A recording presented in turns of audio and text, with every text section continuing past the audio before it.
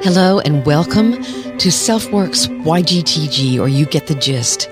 I'm Dr. Margaret Rutherford, and I'm so glad you're here. By the time you listen to this, it will have been a couple of weeks since Meghan Markle and Prince Harry appeared with Oprah for a very candid interview. I can only imagine, and my heart goes out to the people that watched that earlier who had had a loved one die by suicide. Maybe they didn't know depression was that serious. They may have tried to help. They may not have known it all. They may have discounted whatever they sensed, but all of those people are left with tremendous feelings of guilt, sadness, anger, helplessness.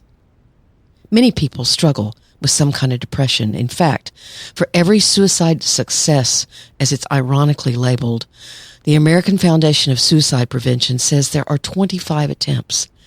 Long before the Crown, those of us trained in mental health could see Princess Diana's issues, or at least make an educated guess about what was going on. Her absolute dedication to being thin, her very public rejection by her husband, and pure adulation by the British public, and paparazzi and paparazzi and paparazzi. Those of us who've never had that kind of attention can only imagine what that feels like. There was news of emotional outbursts and mood swings.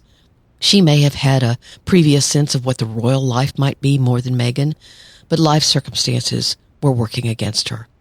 Over the years, I've dealt with a lot of people who try to talk about wanting to end their lives with their families, and sadly, Ms. Markle's experience is far too common.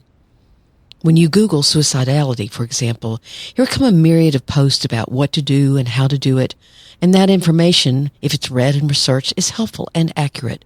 We all need to take it seriously and find resources in our own communities for our loved ones. However, your family can take it very personally, like, how can you feel that way? We do that and this for you. We love you. It can be called sacrilegious.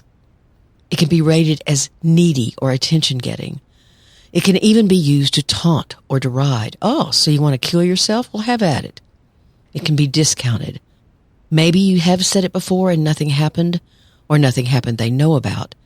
So they tell you you're crying wolf. But I often hear the kind of reason Ms. Markle says the royal family and their administrative counterparts had. It wouldn't look appropriate for you to seek treatment. The message is, zip it. Get a hold of yourself. Yet how many times does someone die by suicide whose families didn't even know what was happening? That's certainly what can happen with perfectly hidden depression, as many of you know I am passionate about. I was just contacted in May of 2020 about a woman named Patricia, whose family thought she was going gangbusters. She had 3 beautiful children, engaged, lovely, successful, and they found my book after she'd killed herself on her bedside table. People can say, but you don't look depressed. Perhaps Meghan Markle didn't look depressed. But that's what happens in perfectly hidden depression. Even doctors and therapists can say, but you don't look depressed. Research shows that people who kill themselves have frequently been to a doctor or have sought help. Maybe they spoke about it, or they didn't listen, or they didn't believe that depression is even real. You're just feeling sorry for yourself. I found a great article about 7 women's stories who attempted suicide, and here's a quote about when to take suicidality seriously. While having brief flashes of ending your life is disturbing and is something you should speak to a mental health professional about, ruminating about suicide constantly and forming a plan means you should seek help immediately. Not everyone who considers suicide does it, but everyone who completes a suicide thought about it at first.